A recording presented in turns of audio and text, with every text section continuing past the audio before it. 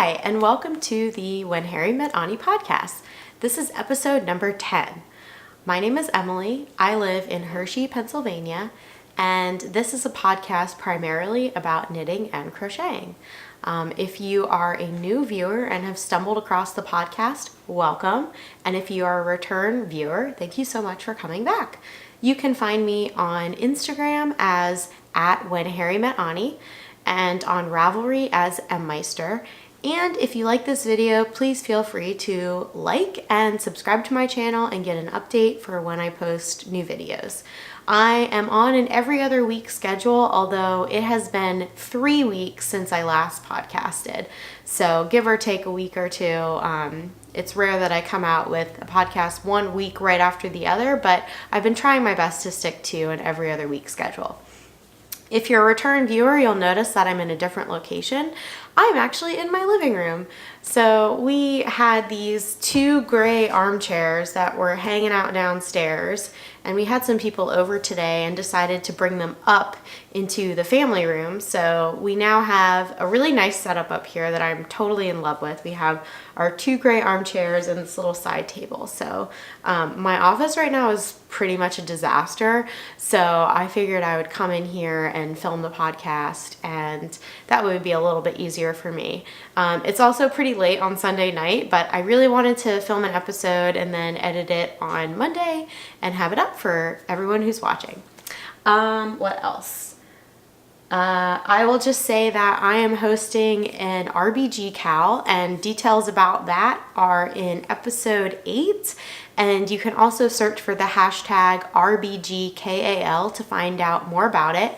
It's a knit along that's based on 2 patterns that were designed in honor of Ruth Bader Ginsburg, either the notorious RBG sweater by Park Williams or the Descent Cardigan by Andrea Rangel. So if you're at all interested in knitting a garment in honor of Ruth Bader Ginsburg, please be sure to check out either episode 8 of my podcast or look on Instagram for hashtag RBGCal, and you will see my post outlining all of the information and the start and end date. It ends on March 15th, and the opportunities to enter and win prizes. All right. So this week I have a lot to share. So I'm going to skip my usual segment, which is from the vault, where I show an old crochet or knitting project, and just get right into what I've been working on.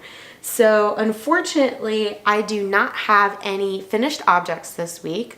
I do have a half object and several works in progress. So I'll just jump right in and start with my half object. So living in my sheep knitting on sheep project bag, which I got at a yarn shop near me called String Theory. I can't remember exactly who the bag designer is, but I post all of my show notes in the YouTube video description, so be sure to check it out there. So living in this bag are my Desert Star mittens. This is a pattern by Sarah Inskeep. I was test knitting this pattern for her. It is a beautiful fingerless mitten design. I believe she's releasing the pattern this week, and I have finished my right mitten. So here is the front, and then this is the back. So this is a really beautiful pattern. Sarah really wrote it well. I would highly recommend it if you are interested in colorwork mittens or interested even in starting colorwork mittens. It has this beautiful motif. This is the pattern, and I found out about this test knit on, I believe, Instagram, but I also have an account with Yarnpond, which, if you don't know, Yarnpond is a site for designers to post test knits, and then you can sign up as a test knitter and then apply to participate in certain test knits, and there's pretty much always a test knit going on for various different things. So I applied to test knit Sarah's Desert Star Colorwork Fingerless Mitts, and I was chosen. And yeah, so it was a really awesome project to work on. I am working on the second mitt. although I was supposed to be finished on Saturday, so I'm sorry, Sarah, but I have notes for the right mitt, and it's pretty much just like you can reverse it and do it for the left-handed mitt. So here's where I am for the left-handed mitt. So I thought I'd have second mitt syndrome. The yarn I'm using is this purple yarn that I got from the Pennsylvania Farm Show. So this is from Thunder River Alpaca. This is 100% Tibetan yak. So that is for the border colors. And then for contrast color 1, I think, this is 100% alpaca from Hidden River. My notes are here, let me look. Whisper Mountain Ranch in Boulder, Colorado. It's a farm that no longer exists. I got this yarn on my honeymoon. So there is that yarn. And then for my third color, I am using this Alpaca Merino blend from Humble Hen Farm and Nursery. This was part of my Christmas gift from Logan, and I have really went to town and tried to use this yarn in a bunch of different projects. So it's made its appearance now in mittens and in a hat and also in a sweater.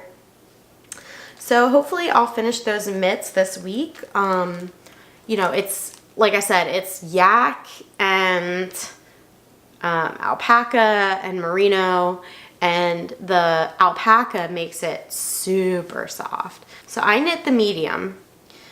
She has size small, medium, and large. So there's, I prefer this side, which is funny. So I might end up switching them, but yeah. And I don't have a pair of fingerless mitts. I've only knit like half a pair of mittens. So it'll be nice to have these and be able to use my fingers. I gotta weave in the ends though. So yeah, that is my test knit of the Desert Star Fingerless Mitts by Sarah Inskeep. Next up is a project that I started since last podcast. I actually just have it in this Lego bag that we got when we went to the Mall of America and went to the Lego store. But it really just sits at home. I haven't really taken it anywhere else. But this is made out of the Lily Sugar and Cream yarn that I had bought and showed on my last episode. But I was spontaneous and went ahead and cast on the Little Coffee Bean Cardigan by Elizabeth Smith. So there's my progress on this cardigan so far. I'm really happy with it. It's very easy, and it's also giving me a sense of how I would make an adult-sized top-down sweater or cardigan. So I am just about at the end of just knitting. Well, actually it's knit purl because it's stockinette, but you like reverse the sides because it's a cardigan. So I think I have like a ½ inch more before I finish, and then I'll do the border in yellow, and then I think add the sleeves and do the button band.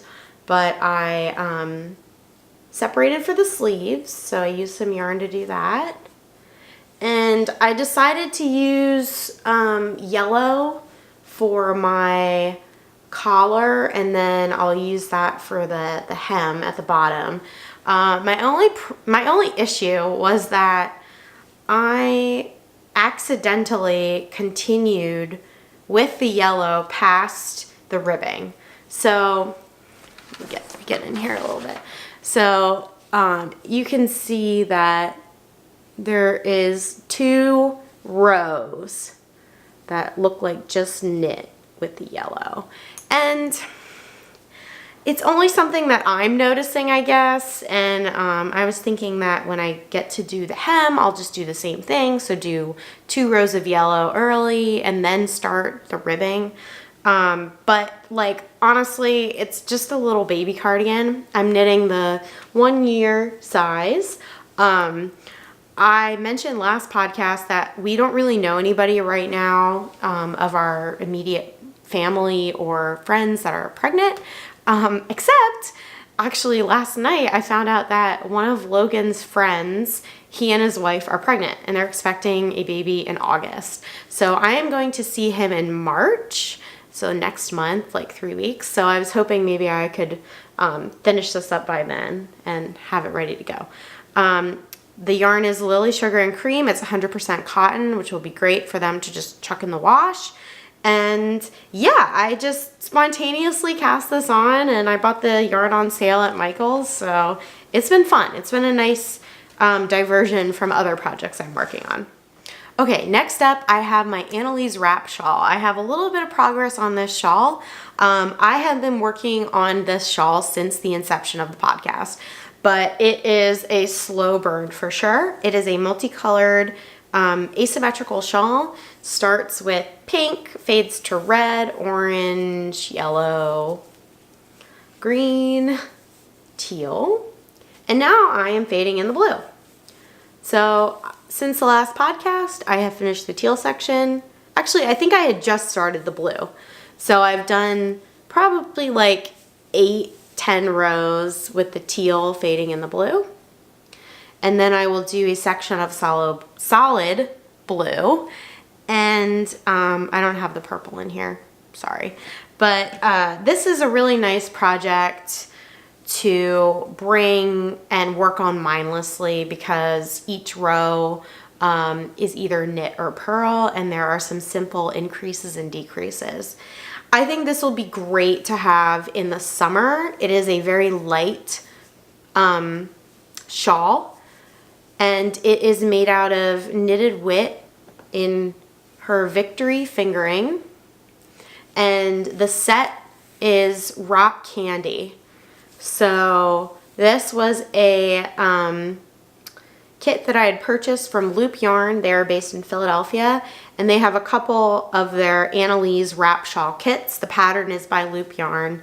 And like I said, if you've been watching the podcast, this will look very familiar to you. It's pretty much a work in progress that appears on every podcast. Maybe like it hasn't appeared once or twice. But yeah, I really enjoy working on it, and it's fingering weight yarn, so it's been going pretty slow. But yeah, I really hope that I can finish this probably within the next couple of weeks. But there are some other things that I've been working on and that I plan to work on. So we'll see. But it's nice to just have and pick up when I am either tired or frustrated of some of the other things that I have going on. My last work in progress is living in my Shuttles, Spindles, and Skeins bag. It is my Umpqua by Caitlin Hunter. So when I last filmed the podcast, I was on, I think, the first sleeve, and I had completed the body and done some short rows, and I was knitting the sleeves in anticipation of joining the sleeves and continuing with the yoke. So since my last podcast, I have made quite a bit of progress on this. I unfortunately did not finish it in time to complete it as part of the Grocery Girls Speedy Sweater Cowl, but you know, it's a sweater and I'm not going to beat myself up about it. But here it is. So this is the yoke. I finished the yoke. Make sure you can see that. Yep.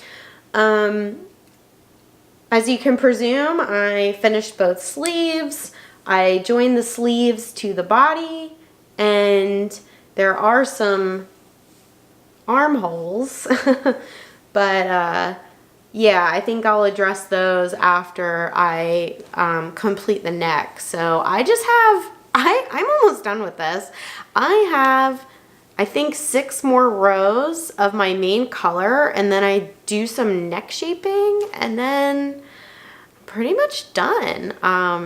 I do like, I return to this contrast color and do that as like the last row for the neck, and yeah, I'll do something about these armholes and then wash it and block it. So just a note about this sweater. It is itchy. It is really itchy. So I did not think it would bother me. Wool really doesn't bother me. However, this is all natural. It is all yarn from Humble Hen Farm and Nursery in Abbottstown, Pennsylvania. It's the yarn that Logan bought me for the holidays. And it is Alpaca Merino blend. So I think what I'm going to do is I will wash it and block it. I received a recommendation from one of the ladies in my craft circle at work to buy soap called, I have it right over here, which is why I'm looking over there. It is from Twig and Horn, and it is wool soap. And she's heard that people swear by it for making their garments softer. So I am going to use this soap.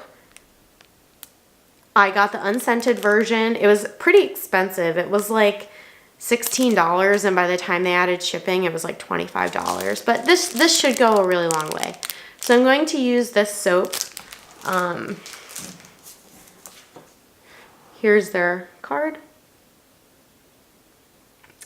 And we'll see. We'll see if it softens up. If not, I'll wear a long sleeve shirt under it. I don't care. I'm going to be wearing this sweater, hell or high water. And I also thought about maybe getting like a deep pillar, something that is either manual or electric, that will maybe shave some of this stuff that's sticking straight up, especially off the really light color, which of course is the main color, but that's the one that I see having the most like natural fur coming off of it. And that one actually had the most like vegetable matter in it too, that I kind of was like plucking out along the way. But let's just talk about the color work, right? Like, look at that. Look how awesome that is. I think it will relax a little bit when I block it, but I went up a needle size for the color work, and I just think this pattern is fantastic. I'm very excited about it, and I would like to finish it so that it is still cold while I'm wearing it. I never normally say that I hope the weather is cold, but yeah, this is just too cool to have to wait until next season to wear it. So that is my Umpqua by Caitlin Hunter. It's my first sweater, and maybe next time it will be finished. So yeah, here it is. The next segment of my podcast is Prime Time, where I talk about things that I've bought or things that I've received in the mail. Sorry, that's my dishwasher alerting me that it is done with its cycle. Anyway, I received in the mail a very awesome gift from Louise of Adventures with Yarn podcast. She sent me, as a small thank you for doing our collaboration, 2 stitch markers. So the first one was this little crown.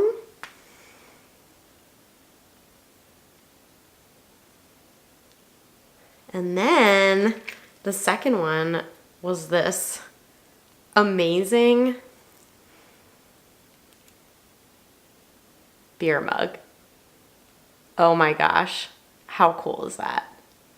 So Louise, you'll have to tell me. I don't know where this is from. I'm assuming that the beer mug is from Pitter Patter Polymers, which you love, but let me know. Leave me a comment or tell me in like an Instagram message, and I will update my project notes. Or sorry, the notes that are in my YouTube video description. And she sent me this cute little card. Biggest thank you ever. So thank you, Louise. It was awesome doing YouTube collaboration with you. So I look forward to what we do in the future. So thank you.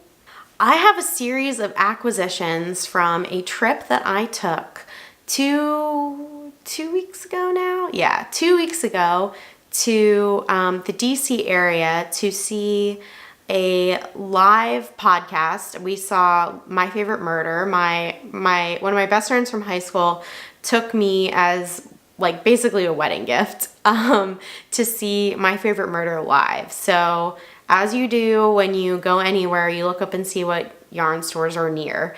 And it just so happened that the way the weekend was turning out, I was going to see a friend who lived in the district itself.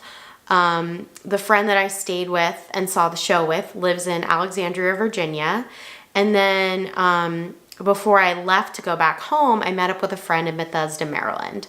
So I found a yarn shop in each of those locations, and each of my friends lives within walking distance of the yarn shops that I found. So I went to 3 different yarn shops. I went first to Looped Yarn in Washington, D.C. So I'll share with you what I got there. I went to Fiberspace in Alexandria, Virginia. I did not buy anything at Fiberspace, although it was adorable, and they were preparing for a visit from Stephen West the following day. So that was pretty cool. They had a bunch of his swag out and his new knitting book, Hibernation. They have a lot of yarn from Spin Cycle and Neighborhood Fiber Co. And I really liked walking around and looking at all of their stuff. And the following day, I guess I had thought, oh, okay, it's been about 24 hours since I last bought yarn. So I went to Second Story Knits in Bethesda, Maryland, and bought some yarn there. So I'll show you what I got. My face is really itchy, I think, just from wool stuff. So sorry that I'm touching my face. So at Looped Yarn, the first thing I bought was this stitch marker from Sucre Makers, I think. No, Sucre Miniatures. It's an avocado. It's a handmade progress keeper. So that's what I bought there. I also bought this lovely skein of Dragonfly fibers. It is a DK weight yarn, 340 yards. It is on her damsel base in the colorway Tatiana. And it is 100% superwash merino. So I don't necessarily have a use for this yet, but I really love the color. And when I went in, I asked if they carried any locally dyed yarn, and they pointed me to Dragonfly fibers. So got some of this. And then I bought this sweatshirt. So I'll just stand up. So this is from Looped, and if you can see, it is the cycles of the moon, except instead of the phases of the moon, it starts with a sheep and ends with a sweater. So the full moon is a skein of yarn. And I saw this and I freaked out. I was like, I need to have this sweatshirt. This is so cool. But yeah, I totally nerded out, and it's a really soft sweatshirt. So, bonus points for Looped for putting together an awesome garment that's not knit, but some swag from their store. So I was very excited about that. So from Second Story Knits, I got yarn to make a sample that they had in their shop. They had a beautiful sample of the Butterfly / Papillon by Marin Melchior. And I bought the yarn that they used to make their sample. So I'll post a picture of the Papillon here. And I actually saw some projects with people I saw some projects where people were using this exact same color combination. But they had a wonderful sample with this color of unique fingering. This is Earth Yarns. So I had to buy 2 skeins of this to have enough to make the Papillon. What's cool about this yarn is the tag says that for every skein of yarn purchased, they plant a tree. So I thought that was cool. But this is also self-striping. It is extra fine superwash merino, 435 yards. So there's another shot of it. And the contrast color is just a black. So I bought Happy Feet 100 by Plymouth Yarn Co. It is their 90% superwash merino wool, 10% nylon. So it's their sock yarn. It's just a nice black. There's really nothing. I wonder if that'll even pick up like the texture, but it's very soft. It seems just like a workhorse yarn. It wasn't too expensive. It doesn't have a color name. It is color 500. So this will be a papillon. It's a pattern that is the design is made from short rows. So I have not entirely mastered short rows, but I'm comfortable enough with German short rows to make this project. So I'm very excited. I also bought, when I was at Second Story Knits, issue number 6 of Lana magazine, and have just been like totally enjoying flipping through that and just tabbing the patterns that I would like to make into projects. And it's a gorgeous magazine. It is very pricey, but I bought it, and sorry, my cats are like cuddling on the couch right now, and they're so funny. So for my last prime time installment, I have a wedding gift that I got from someone. So the same friend who I went to My Favorite Murder Live with, we were friends during middle school and high school, and her family used to live out where I live now. However, a few years ago, I think it was maybe like 3 or 5 years ago, her dad's job took her mom and her dad out to Virginia. And her mom was like, you know what? I don't want to be an ER nurse anymore like I have been for the past, 20, 25 years. I would like to have a sheep farm. So that's what she did. She started a sheep farm. She breeds and raises and sells Romney sheep. And I don't remember, I think I was like following her on Facebook, or liked the farm on Facebook, and I saw that she was selling fleece.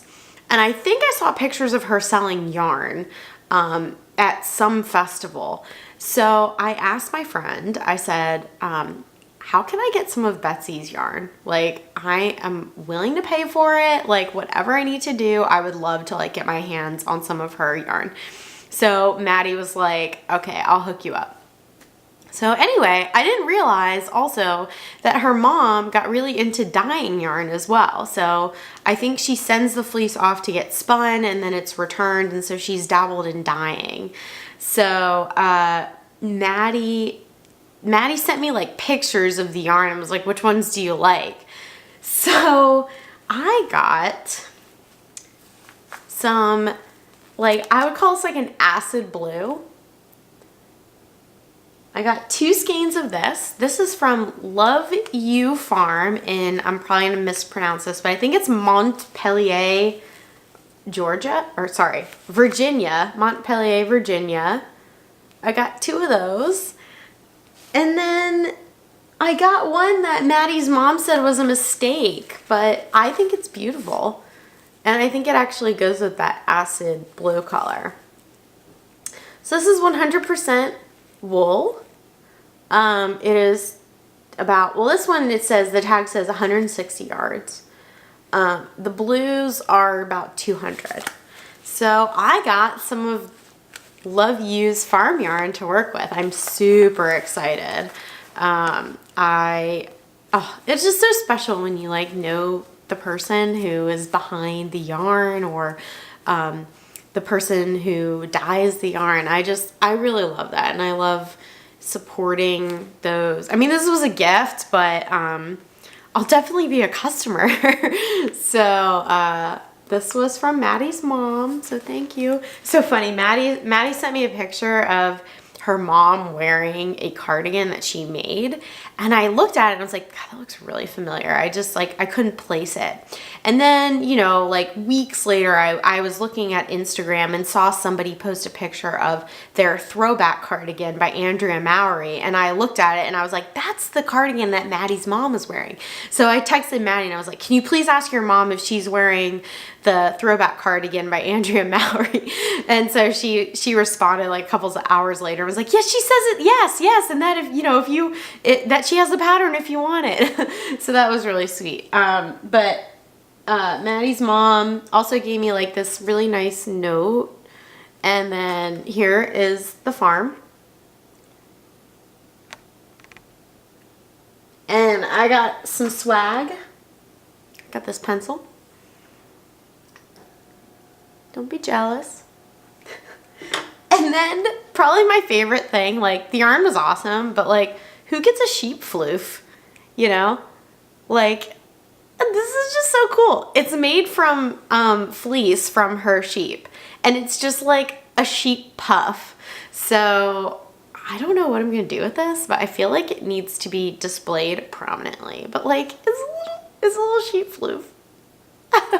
So that is awesome. So I don't think Maddie's mom watches the podcast. Maybe she will one day, or I might just send this her way. But thank you so much for that yarn. That was awesome. And hopefully I can meet up with Maddie's mom at one of the festivals that are coming up. I hope she's at Maryland Sheep and Wool, because I'm pretty sure I'm going to go to that one as a customer. So yeah, it was a very successful primetime edition for me. But that is actually all that I have for this episode. It'll be a shorter one. I've been trying to put out 30-minute ones, and this one should be about 30 minutes or a little bit over. So I will leave it there. And yeah, I look forward to seeing what everyone's working on, and catching up with everyone over on Instagram. If you're participating in the RBG Cow, make sure to use the hashtag RBGCow. Head on over to the Legally Stitching Facebook group, or join the Ravelry group, RBG Cow. So until next time, I hope everyone has a great week, a great couple of weeks, and that you are doing tons of knitting and crocheting and fiber activities, and I will see you next time. Bye!